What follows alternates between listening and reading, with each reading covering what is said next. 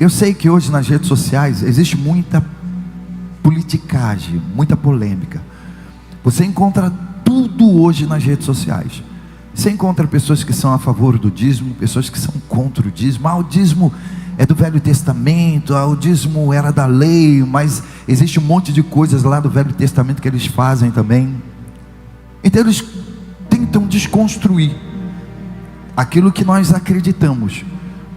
Não existe uma maneira de nós mantermos uma igreja a não ser através de colaborações. Dízimo e ofertas são obrigatórios? Não são. Dízimo e oferta são contribuições que as pessoas dão com amor.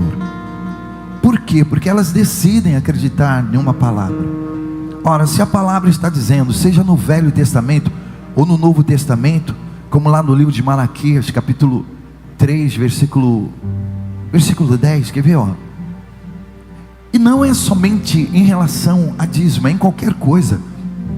Você tem que decidir acreditar. E quando você decide acreditar, não tem pai, não tem mãe, não tem marido, não tem ninguém que consiga desconstruir isso da sua cabeça.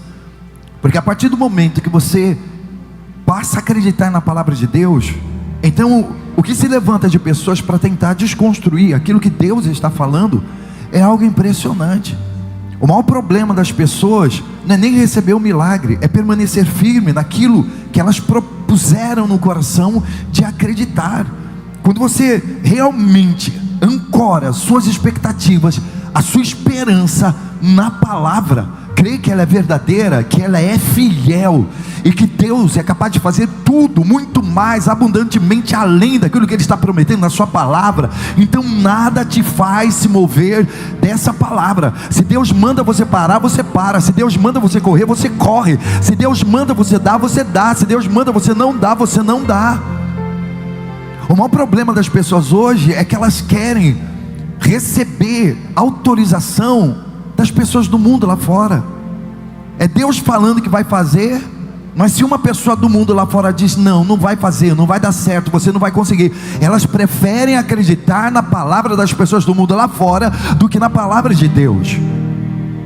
Então o maior conflito hoje para que haja milagres, sinais, prodígios e maravilhas nessa geração do século 21 é realmente acreditar na palavra. Porque Deus é o mesmo ontem, hoje, amanhã e para todos sempre. Se Ele fez, Ele continua fazendo. É como a palavra diz: acaso Deus tenha prometido alguma coisa que Ele não tenha cumprido? Todas as coisas que Ele promete, Ele cumpre, porque Ele é Deus. Ele não é homem para que minta, nem filho do homem para que se arrependa. Se Ele está fazendo e está dizendo que vai fazer na sua vida, Ele vai fazer. Então, o que é fé? Fé é posicionamento. Fé é atitude. Fé é você dizer: eu creio, pronto e acabou. Pode vir tempestade, pode vir desertos, pode vir gigantes, pode 1000 cair ao teu lado, 10.000 à tua direita, você crê, pronto e acabou. Você imagina se quando José recebeu a promessa, Deus dizendo para ele: você vai se tornar um governador, você vai se sentar na cadeira de um governo.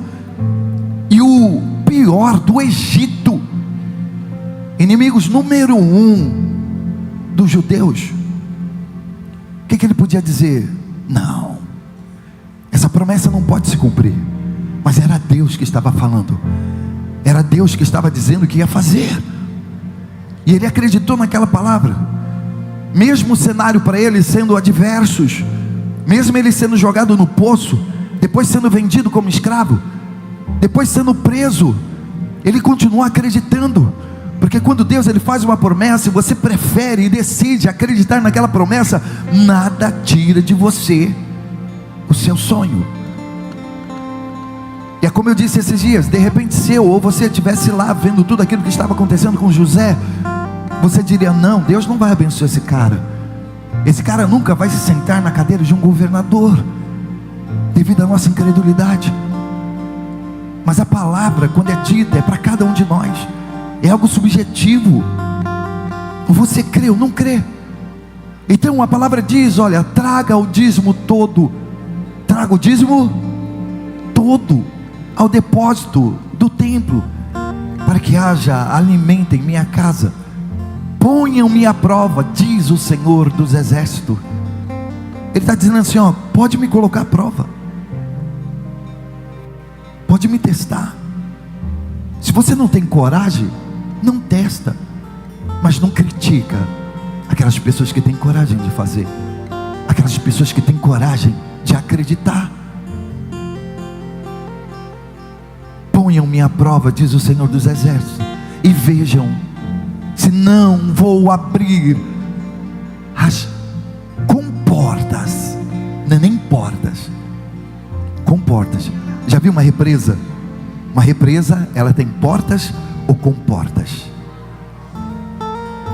Deus está dizendo, me provem, para que vocês vejam se eu não abro as comportas do céu e não derramo sobre vocês tantas bênçãos que nem terão aonde guardá-las. Porque presta atenção, quando você decide acreditar na palavra, já não é mais as suas forças, já não é mais a sua capacidade, porque o seu braço, ele tem força até um determinado ponto, até um limite.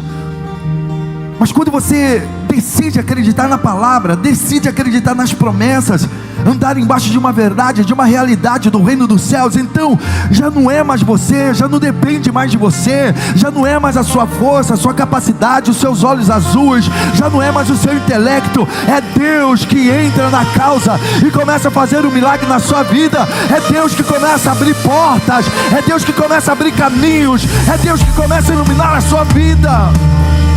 É Deus que começa a fazer o milagre acontecer na sua vida, ao ponto das pessoas ficarem impactadas e olhar e dizer, meu Deus, como essa mulher que ganha apenas um salário mínimo consegue sobreviver. Meu Deus, como esse homem consegue vender tanto, como essa mulher consegue prosperar tanto, porque já foge a alçada humana. Você querer caminhar com Deus é você começar a caminhar de forma sobrenatural. É você não viver o ordinário, é você viver o extraordinário. Você vê o caso de Davi. Quem diria que Davi, com apenas 5 pedras, iria matar um gigante, derrubar um gigante? Porque, como a gente diz ali, não começou a história de Davi, que era um menino apenas de 17 anos, raquítico, pequeno. Não, ali começou a história de um Deus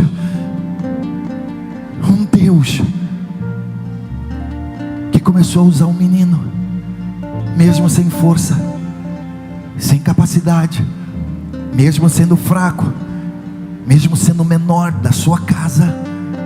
Começa a história de um Deus que derruba gigantes, que derruba muralhas, um Deus que vence exércitos.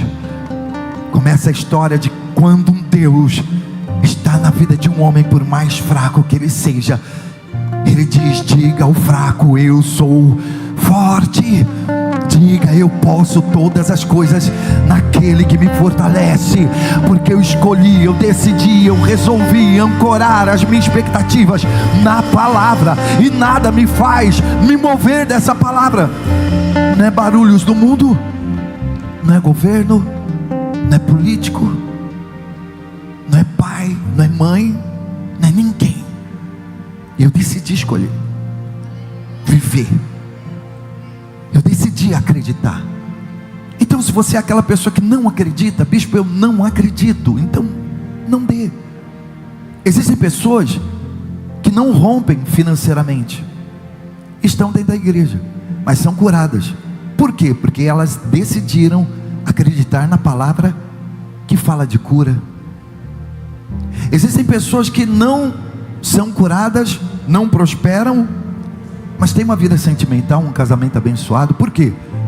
Porque elas preferiram acreditar na palavra que diz, crede no Senhor Jesus, será salvo tu e tua casa. Então as promessas, elas são diversas, são inúmeras, as promessas são infinitas, mas é você que decide em qual delas você vai acreditar. Então eu decidi acreditar nessa promessa, mesmo estando no Velho Testamento, mesmo muitos pastores, bispos metendo pau. Aliás, A maioria dos pastores que mete pau em dízimo, em oferta e etc e tal, são esses exorcistas ambulantes. Nem igreja eles têm, gente. Nem igreja eles têm. Então são usados por Satanás para tentar desconstruir, derrubar, diminuir, apequenar a igreja do Senhor Jesus.